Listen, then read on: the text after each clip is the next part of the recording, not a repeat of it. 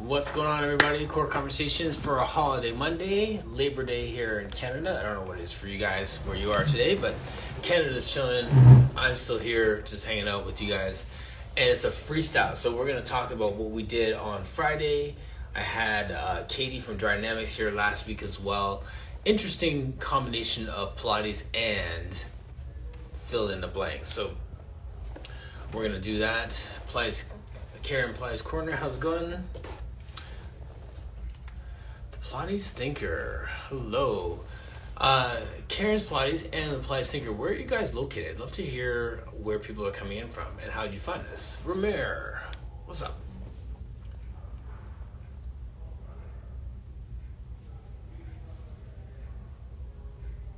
So yeah, so where are you located? VA, nice. Danica's in Virginia, no? Yes, thank you, sir. No coffee today. This is just hot water, actually.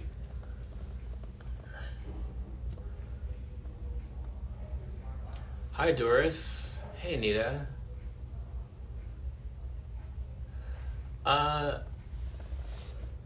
And Noelle, how are you? Anita, I don't know if you want to join me on screen again and just share some reflections from our conversation on Saturday, but if you want to do that, jump on. But these are the freestyles. Yeah, it is Labor Day. It totally is Labor Day. I'm just here anyway because, well, one, I really like being here. Two, my kids are at mom, so I have no one at the house. My Alex, my wife, is in Florida hanging out with her kids. So I'm flying solo right now. So I figured let me just come in and throw down a workout.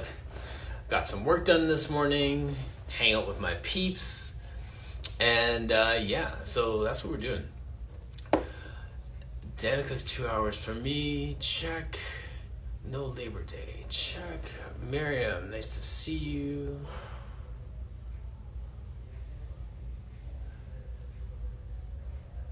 And, oh yeah, so request to join. Here, I could bring you on. People are still coming into the thing, but I'll just bring you on for now.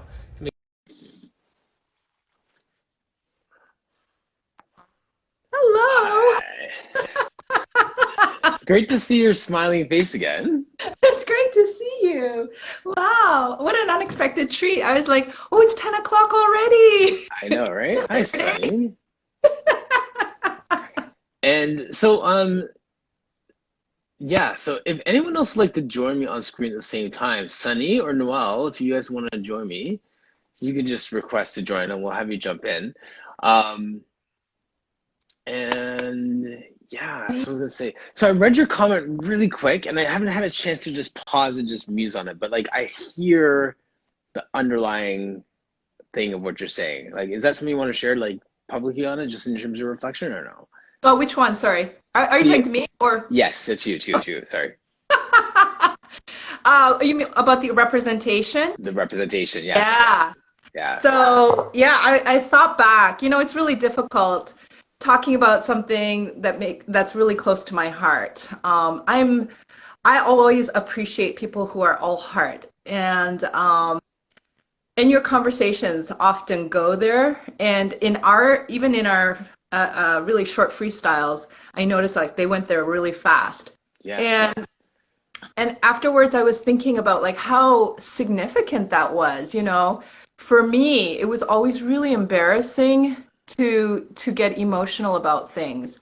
And in fact, it was a huge thing about like when I got married, and one of my big preoccupations was like, okay, don't lose control. Don't What lose if I cry? control, Yes, yes, right? yes, yes. So, and I just thought like I was so grateful that I had that chance to talk about Pilates and get really emotional. Hmm. Like what that means for representation in terms of like as a person of color, as an immigrant's daughter. I mean, person of color is a new term for me. Like, because I grew up thinking I was second generation. That was like the big thing. And then like my identity was prescripted and it was just kind of like given to me, handed to me on a platter. Like, you are Korean, I was always told. And there's this Asian stereotype of like, we don't lose control. We don't Stoic. show our emotions. We just kind of, suck it up and just grin and bear it. And it leads to a lot of miscommunication. Like, no, we're human beings. We might have different features than everyone else around us. But yeah, and the more I thought about that, the more it sunk in, like, that was a really unique experience. Like, maybe people don't see like how difficult it is for, a woman to find that space where we can express ourselves. Yes. And how we can express ourselves through the movement, how we can find our authentic voice. And there's a lot of history behind that for somebody who's a person of color, somebody who's from an immigrant family, because you're always told what you're supposed to do. You're always told what you're not. Yes. And you're always trying to negotiate, like, where do I fit in all of this? Like, who am I? Really basic question. Yes, right. And I know everybody goes through that, but those are the specific parameters of somebody who's a person of color and a woman. Perhaps if there's trauma involved as well, That's a whole different layer. Yeah. If you have a perfectly healthy upbringing, it's a question, it's a challenge. And if you layer in trauma, then it's just a whole different beast. Yeah, you run into different walls, and that for me, all of that kind of like, there was, like scales fell from my eyes when my mother passed away 3 years ago. And it was, a lot of it was through conversations that I had with her prior. And it was kind of like, I had this opportunity to, like life flashing before your eyes. Yes. I had that opportunity with my mother. I was able to see my life through her lens and see her life through her lens. Yes. And it was just kind of wild. And it was like, no, like I was given that opportunity to see backstage of what went into the stuff that was not revealed, because we were supposed to be a model minority. They didn't use those words, but we were supposed to. That was the expectation. Yeah, the expectation in Canada, especially because people came with trades. So there was this idea that like, well, I came in with a trade. That was the condition for my being here. And my condition, like, it was like a conditional, everything hinged on the fact that how productive you were as a citizen. You're going to perform. Yeah. So that was, perform. That was one of those words too, right? Like, how do you perform in society? How do you perform your civic duties? How do you perform as a citizen? Right. So all of that gets wrapped up in how we present ourselves to the world. So for me to sit down at middle age and just kind of like appreciate all this and do it for myself and say like, this is my blessing, this is a blessing that was given to me, even through all of that trauma, all of that confusion, all of that all of that running into walls, and to be unfettered and say like, what a blessing to have received this instruction, to receive this method of movement, to be able to through it and find, to be empowered through it. Yes. To be empowered through it. And sorry, if I could just jump in for those who are just tuning in and are like, what are we talking about? What happened? Anita was on either in our full conversation or one of the kind of freestyles like this, where she started to talk about just the fact that this Pilates practice is mine. My workout is my own. This is not for my daughters. This is not for my husband. This is not for my employer, whatever. This is mine. And she started to well up, almost started to cry just at the reflection, the thought of this one thing. My voice kind of got really wavery. I almost lost it. I might have mentioned it the next day. I talked to my wife about it. Like, there's something powerful about that, because as a personal trainer, even back in the day, when I start to talk to people about personal training, and like I have a woman sitting in front of me and she'd be like, you know what? I'm doing this. Like I've taken care Yeah. of my kids. They're off to kindergarten. I am free for the first time. I have just basically been like a milk dispensary for the last 4 years. I am here. This is for me. And there's a sense of like I'm building up the courage to lock everyone else out and do something for myself. So I've heard it at that end of the spectrum Mm. where someone is kind of just fighting and breaking free to get it. I had never heard it from your perspective of a gratitude for having it. Mm-hmm. Yeah. And that was the thing that hit me. It was one thing to be fighting to get it, it's another thing to be grateful to have it. Yeah. And it's very fleeting. It's not like it's not that, oh, I had it, now I'm gonna go for it. You kind of can't. You go for it by doing all the things that you do in life. And it's kind of like, occasionally it's like, I know you were surprised that we didn't talk so much about faith, but it's like the grace of God, right? You just live your life. And occasionally there are those moments where the veil opens and you just like, it's like heavens open up and your life, all of a sudden your perspective is different. Your Yes. relationship to everyone is different. Your relationship to yourself changes. Yes. And sometimes people get there through grief. They get there through victory. They get there through overcoming obstacles. Yes. And so like, yeah, we're definitely put to a test. But the rewards when we come out on the other side of that is definitely gratitude. Absolutely. Like I was able to do that. I was given the opportunity to do that, to prepare myself for that and Let's jump. see if Carrie wants to join us. Carrie, do you want to give me a thumbs up if you want to join us in this conversation? Oh, Carrie's here. Yeah. And she's at like a very similar stage of life in terms of supporting moms in that phase of life. So it'll be interesting to just get her perspective if she's free. Because but that gratitude, like you're saying, that process, all that stuff is like, even down to the conversation on Friday night with Brenda Freeman around sex, the bigger conversation is around self. Yeah. Right?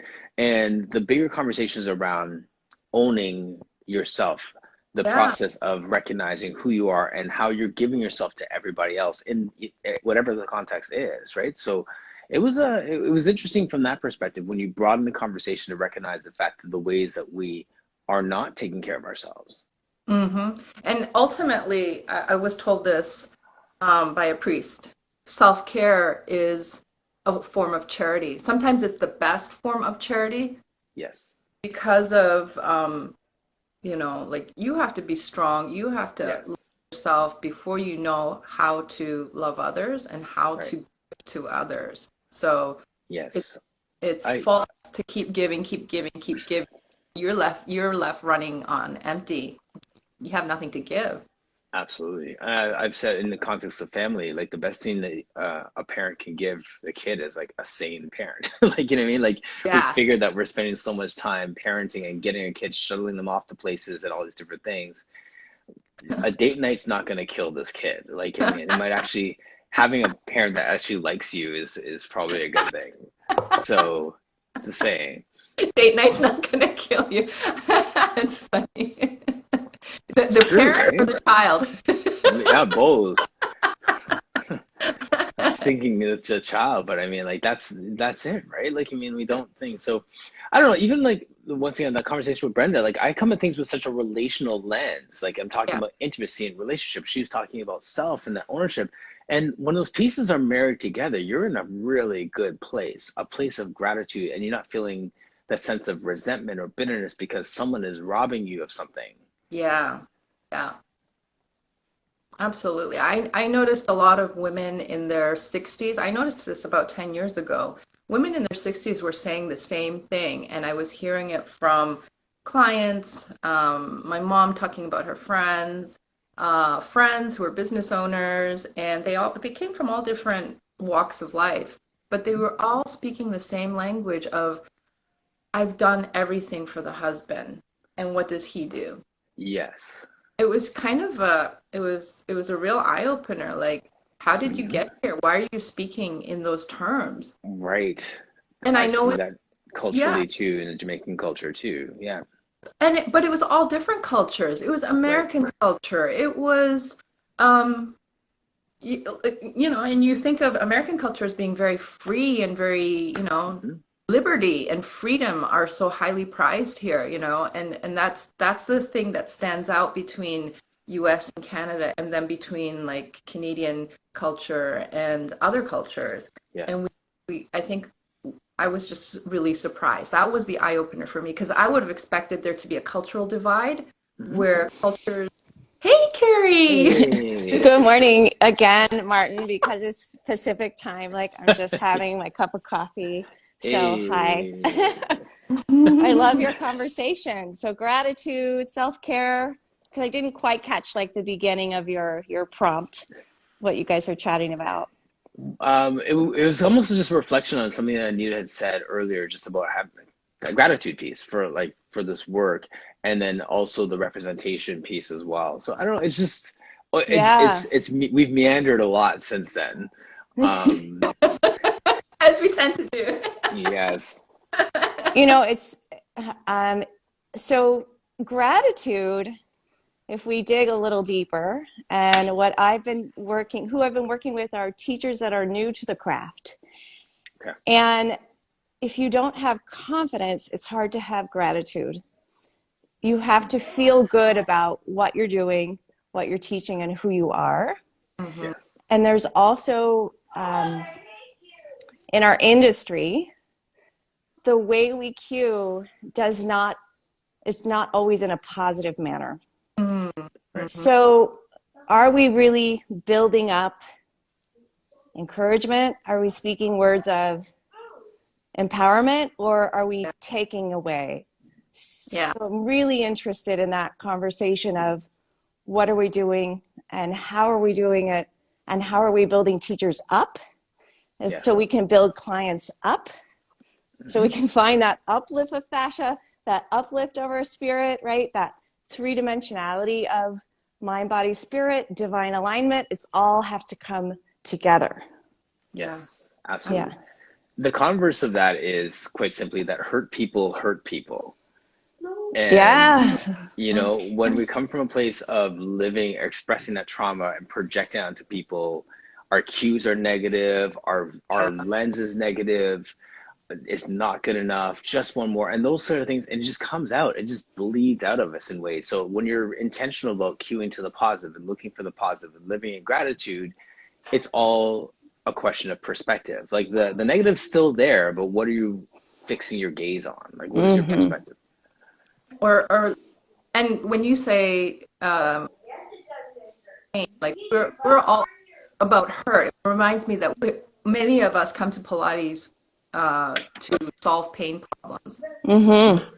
and so like forgiveness, but we don't realize how that transfers into the language that we then speak to the clients as they're learning the exercise. There might be an overabundance of caution, not allowing people to move. Yeah, I've Mm. seen that. Yeah, Yeah, absolutely. and everybody's blocked by the language and the movement. And then there's also the fear piece of like, I came to this and it turned into a business, and I'm afraid of people stealing clients, things like that. There's that fear of betrayal, fear of self, fear of other people showing their true self as well, lack of Yes. trust.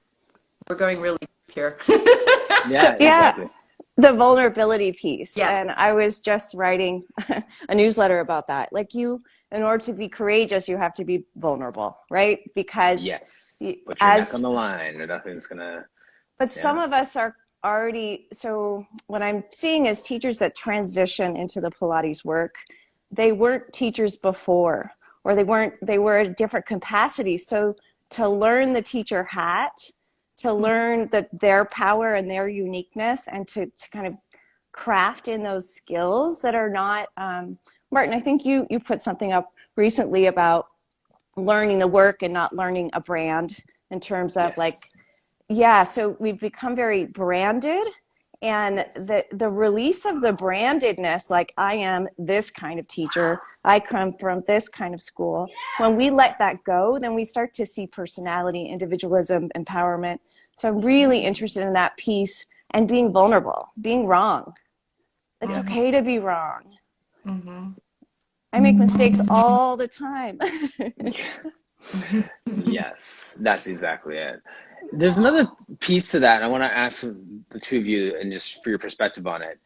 And we were talking about this on Friday night, just about speaking your truth. And when we don't have an arena where we could speak our truth, how that ties into trauma in the body, and that hinders a lot of our own movement and growth and stuff like that. So I wrote down the word speaking your truth from last week, and I want to kind of figure out what exactly that means. Like, what does it mean to live that out? Speaking your truth. Anita? You got us. Anyone in the chat want to save these two ladies from this hard question?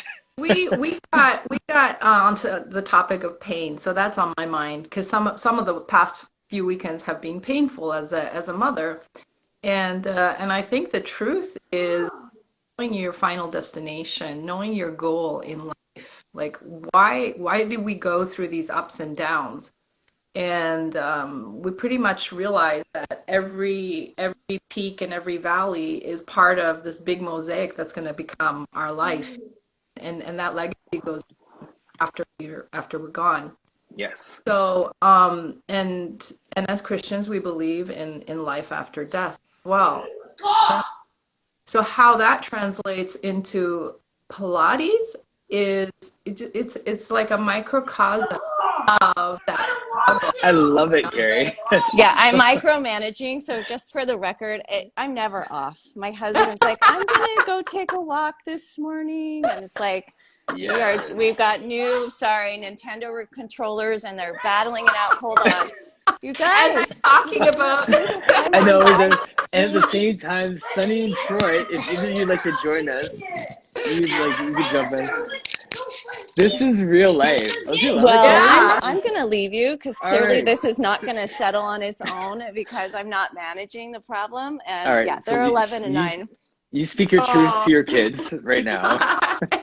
Enjoy. I knew it was going to go sideways at some point. Bye. That's awesome. Great to see you, though. How funny. Yeah, I've only got one, and yeah, she can. It gets hair raising at times. It's too funny. Yeah. And with like older teenagers, I'm like, I am so glad I'm past that phase. I hope it settles down. Oh my goodness. But I think the truth piece is really like, how well do you confront your own pain? How comfortable are you sitting with your own pain? And then knowing that there's what the outcome is ultimately, like that life is not the pain that we dwell on, but the overcoming the pain. And it might, we often say it might not be in this life, it might be in the next life, but there is always hope. Right. Studio Pilates Tammy is here too, and she speaks to a trauma-informed piece. I'm sure she's just like, oh. So I don't know if she's free to join us. I'll send her a request. Yeah. If she doesn't, that's fine. But like, I'd love to have some different faces in the room. You know what? I'm gonna send you a request too. And Nicola, I don't know if you're in. So any one of you can join us. Oh, is Debbie in the room? I think so. Debbie, you want to give us a thumbs up if you're still here? So Debbie and I listened to Kathy Ross Nash's. I got somebody at the door. I'll leave you with this thought. Kathy Ross Nash had a really wonderful, candid conversation with her daughter. And it got us thinking about motherhood and loss. But I will jump off. Bye. You don't have to go. I have somebody at the door. I might come back, but I have somebody. Sure, why not? So, Martin, I got to get up and shut off the light behind me. It's blaring in my eyes in the camera. Scratch, what's going on, man? There, that's better. So speaking your truth, this is like, I love when people throw out phrases like this and that and the other. So like that line, just speaking your truth, like just we flippantly throw it around, but what does that actually mean? Okay, so since I was on your last core conversations, I've really listened what I'm going to say authentically to speak my own authentic truth about trauma. And I think that people are talking about trauma all the way around us. and I feel like I'm cutting right to the chase in saying we've all experienced some kind of trauma, and it's acknowledging that we have. So I don't know how deep you want me to go with it, Martin, because I mean, and I still think sometimes it's a taboo topic, because you've got people talking about perfectionism, and then you've got, you know, I commended Brenda on Friday for talking about trauma, and I sent her a message too, because I just feel like so many people want to just close that door. And I actually am doing a thing on Wednesday night.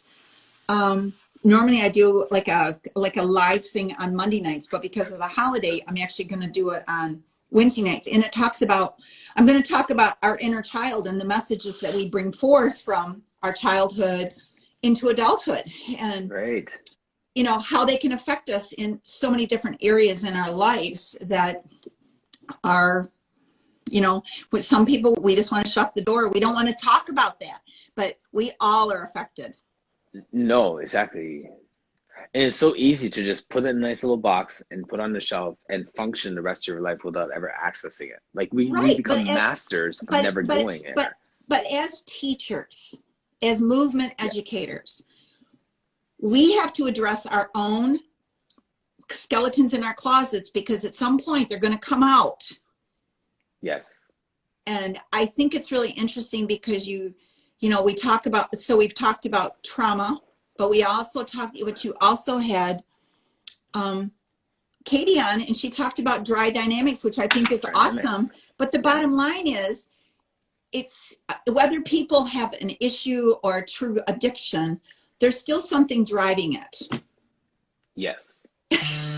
Well, and actually, because you hear that with runners too, right? Like there's that phrase, like when people like loves running, like you hear someone every now and then say, well, what are you running from?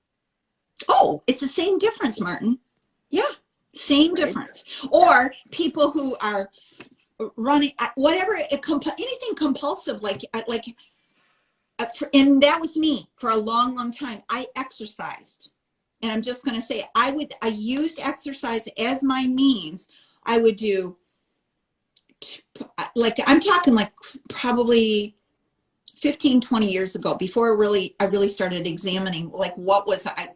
So I exercised twice a day. I taught spinning, which I think everybody knows what spinning is, but it's high intensity. And so I would get on that bike and I would ride like hell, but I loved riding bikes as a child. And so I just kept thinking about all the correlations, and it's like, and sometimes even now it's like, just even sitting in stillness is really hard.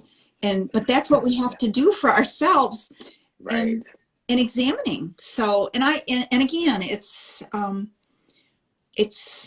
you made me really step back and look at a couple of things for myself. And I thank you for that. And if you want me to talk more about that.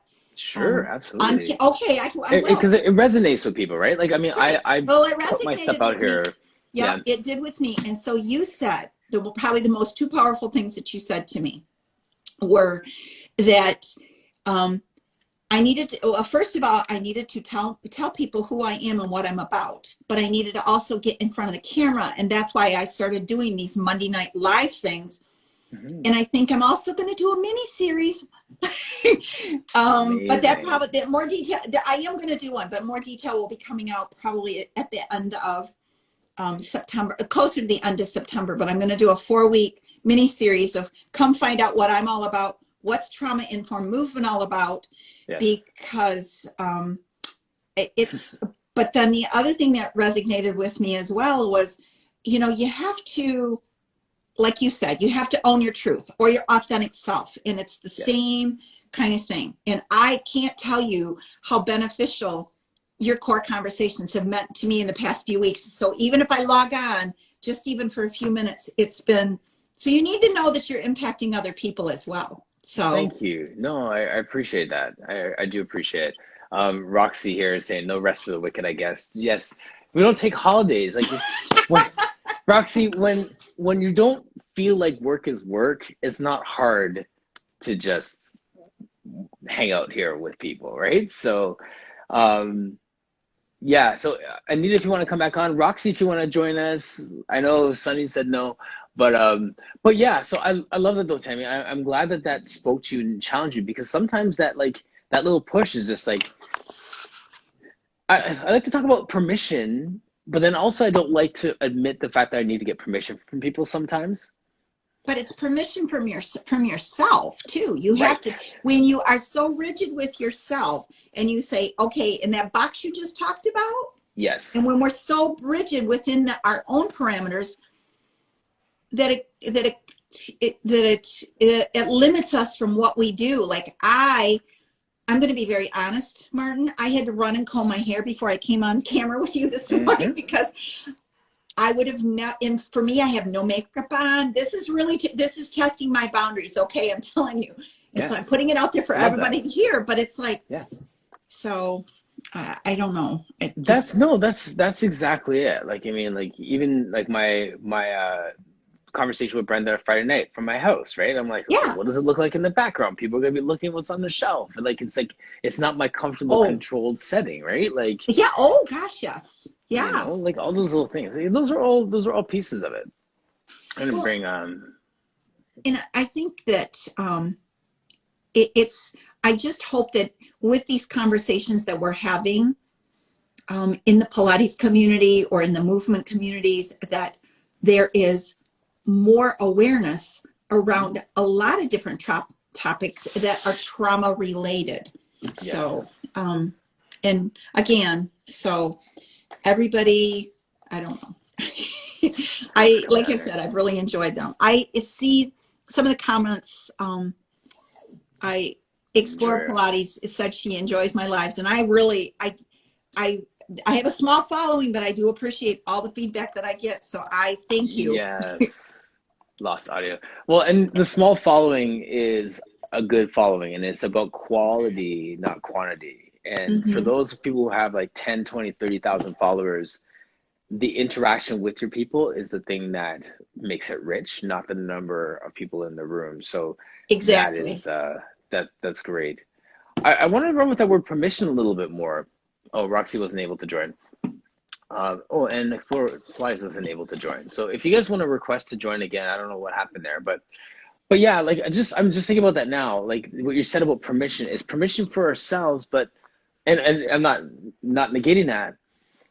I think sometimes that permission for myself from within, I almost need that push, from that external push or that nod to say like, okay, it's not going to be as bad as you think if you do this sometimes with certain things, right? So that permission piece, yes, is internal, but sometimes I actually do need the external. I recognize that, okay, now's the time to do that. So I just want to give room for that person who needs that external motivation. It's not always the internal motivation that gives us permission to do something. Correct. For example, oh sorry, like Anita's been joking all week about this core conference, right? Like it just came up as a piece of, oh, you should do a core conference and have all those things. And like never crossed my mind. And she said it 2 or 3 times, and I'm like, maybe it's go time, right? Like so. I think that when you look at all of the people that you've had on in the past year, I think you would have quite a bit of engagement if you were to do something like that. I would be a massive undertaking, but I still think it would be something that I know I would definitely participate. So. Orhan's comment here. I feel like I'm the one who motivates and seriously need my own motivation too. Yes. Yeah. Yeah. So yeah, no, it's well, yeah, we'll see. That's maybe I'll plan that. But I mean, I think that's exactly it. It's a permission thing, and where do we go, and then how do we get over ourselves in terms of that whole imposter syndrome of like, well, if I do it, not many people are going to show up, or if I write that sort of thing, like that constant. In the same way we have to exercise gratitude all the time, we need to exercise that confidence in ourselves on a constant basis, right? Because there's always going to be a new context where we have to, that's going to test that confidence, and we have to build up from that place again too, right? So I'm kind of thinking aloud here at this point, just in terms of my own journey with it. Confidence, but I think the other word for me that comes up is courage. Yeah, absolutely. It's stepping, like having the courage to step into, like for me, having the courage to do these consistent lives with topics that are not necessarily easy conversations, because I did grief, and looked at the number of people that are overdosing, which is, ultimately there's trauma that's impacted by those kinds of things as well, but Yes. they're not easy conversations. Oh, hello. Tammy, Nina, Tammy. Letting me back in. Yes. Yeah, I was listening to Tammy. I absolutely agree with what you're saying. Is it okay? Good. So I thought that was like a lag there. Yeah. Can you both hear me? Yes. Yep, we can. Yeah, perfect.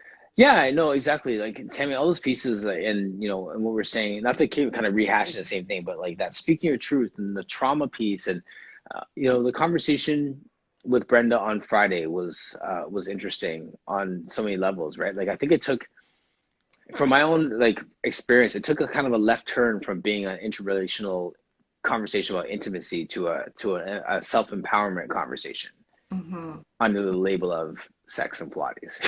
Right? Like, so it's like, I like that. It's good. And just out of curiosity from the chat, who was here, who was listening to that conversation? Just a show of hands. And yeah. Mm-hmm. Oh, the Friday conversation? Yeah, I heard part of it.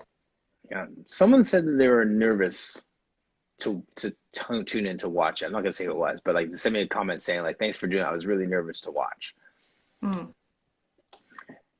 And that's interesting, right? Because like even for me, like I think that it's healthy and courageous to lean into uncomfortable conversations. Like, what are you gonna learn? Where's it gonna challenge you? Like what Tammy was saying earlier, what is that going to awaken in you with some of those things from your own experience that is uncomfortable that you may have to now unpack because we just brought it out there, right? Like Roxy saying halfway through, Orhan has hand up. He was there. Very good.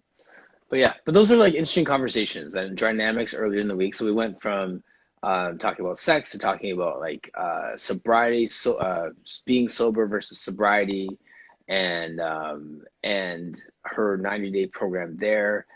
And ultimately, the fun part, much like Tammy with her trauma-informed approach too, and all of her programs, is everyone has a specialty. Everyone has an area of expertise that's plus Pilates. And I think I said this on one of my chats earlier. There's a UFC fighter who was talking about the fact that he does UFC fighting, but then he also produces movies and does all these different things. And he said it this way, he goes, none of these are side gigs. They're all on top.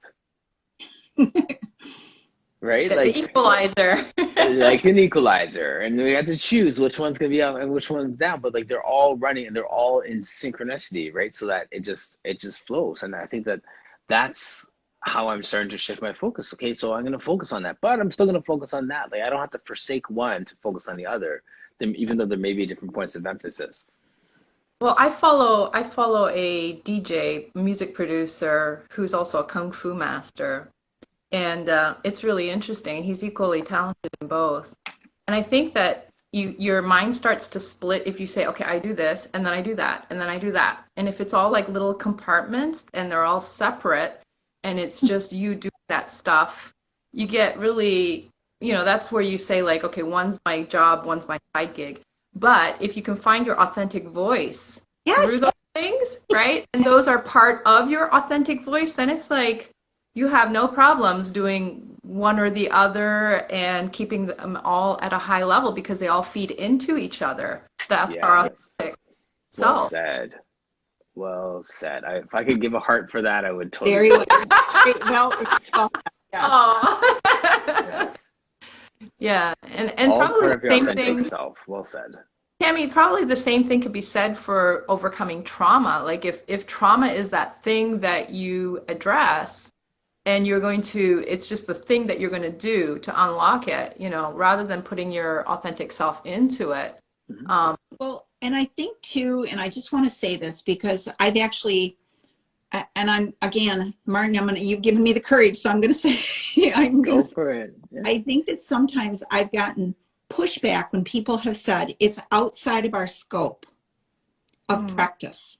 And we're not talking about diagnosing people, but actually we have to understand our trauma first in order to work with other people. Because if you're triggered by something what someone else says, yes, and it all comes back to, and so I'm taking trauma and creating a voice and using it as an advocacy, saying we all need to have an understanding, especially in the times that we're coming into right now. We've all been affected by something, whether it was childhood trauma or or even losing a loved one during COVID.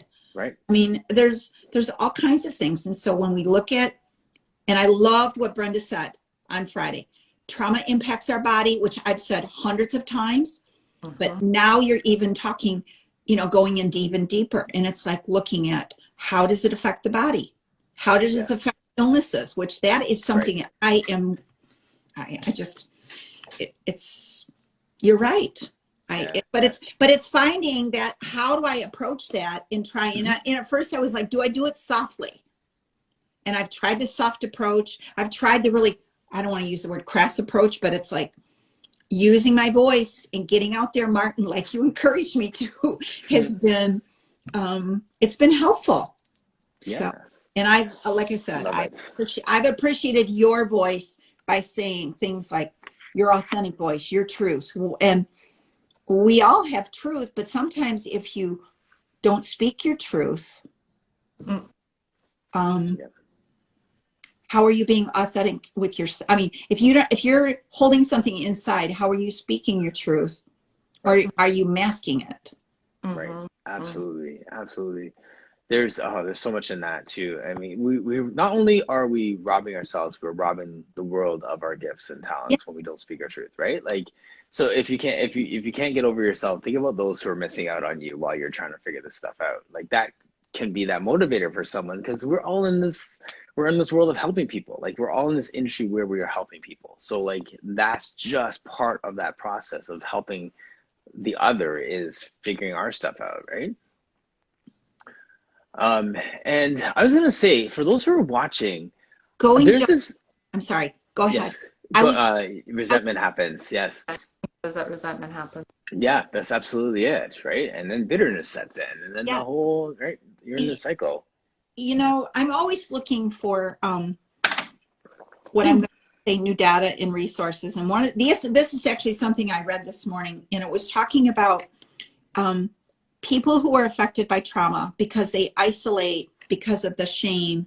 But the number one indicator for that is loneliness.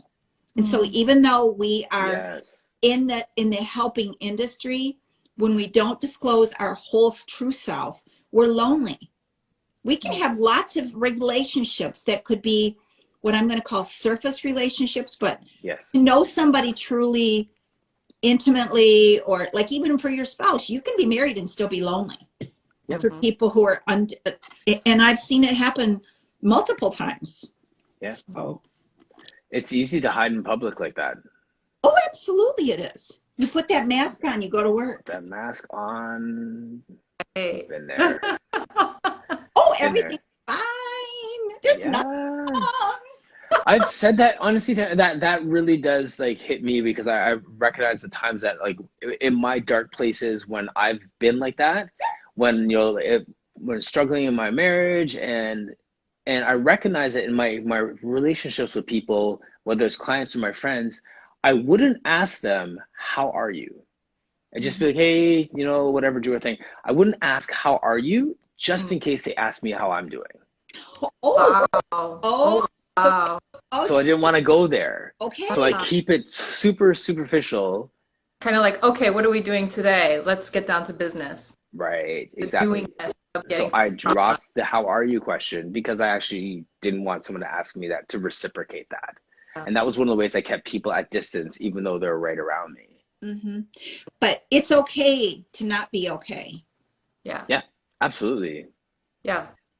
There are those seasons where you kind of need that silence some people need to process it. Some people need to let things just go absolutely. Yep. Absolutely. Yeah. And it helps to have safe people that you can turn to. So even though you have the masses around you, you have that one safe person in your corner That I think is so key. And that when I'm talking to people, it's like, well, who do you speak to? Like, who is that safe person? Who is that voice? Who's that person? If you have that one person, you can keep your mask on at work just to get through your day because you have to get through your day. But where's your outlet? Where is that release? Where is that connection? Where's that place you can start to dig yourself up from, right? Right. That's a topic. That's a Long conversation before you, Roxy. there. Yeah, but you know, feeling safe is critically important, but also trust. Yes. But those two key elements right there, if those aren't established in early childhood, can have bearings on us as adults. Right. Yeah, absolutely. So Trust is a form of trauma. Not well, to well, like, and I'll give you an example. If your needs were not being met when you were a young child, meaning you weren't being fed, or you were not being changed regularly, or there was not that connection with another adult, those trust factors right from the very beginning are the cues are miscommunicated, and so they get a skew. The infant or the toddler gets a skewed reality of what trust is all about. Yes. And so it starts from very young. So right. Anyways. Yeah, no, it's so true. Yeah, that is deep. Thank you, Sunny, for jumping in. And Roxy, no, this was long before we met, so you don't have to go scan our conversations to see where I was avoiding you. This is moment. I do have to go. I have a client coming in for 11, but there's this moment in our conversations with everyone, for those who are watching, when we're talking about something, and then the person shifts into speaking of their area of passion, and they get fierce. They get like deep in it because they're like, this is their thing. And I love watching that moment when there's that switch. It's like, that's one of the things for me in these conversations. It's like, I just celebrate that moment when someone starts to speak from their area of passion, their voice changes, and then their eyes get like, they're just like lock into this thing. And both of you have done that at points in this conversation. And so many of the people I have on have that. And it almost becomes a sport for me, if I want to be totally honest. Like, yeah, we're in the zone now. To get people into that zone where they forget about the fact that they're live. They forget that there's someone else watching, that they're here. We are eye to eye, face to face. They're talking about what they love to do, and we just go. And that's what makes this like magical. So when people can get to that place, because it encourages others, right? Yeah. Yeah. Does anyone read? Was that Spanish? Spanish. Oh, it's very entertaining. It's a very entertaining conversation. I am between the kitchen, my little, my puppies and calls, and I love your style of treating themes. Thank you. Thanks, Doris. That's amazing. Well, thank you, ladies, for jumping on. These core conversations, these freestyles where I just have to just go on any direction, have become like just as rich as like a scheduled conversation for me. Like I sit back after these like, man, I need to write some of this stuff down because it's so good. So, well, Martin, thank you for allowing me to jump on with you. I've appreciated it. So Thank you. Thanks for having me on and for recapping our life. You're almost my co-host. You've been on so much lately. I know, this month, August was, well, we're already in September, never mind. All right. Thank you, ladies. And thank you, everyone who joined us today. I'm going to jump off now. Appreciate you guys. Take care. Bye-bye.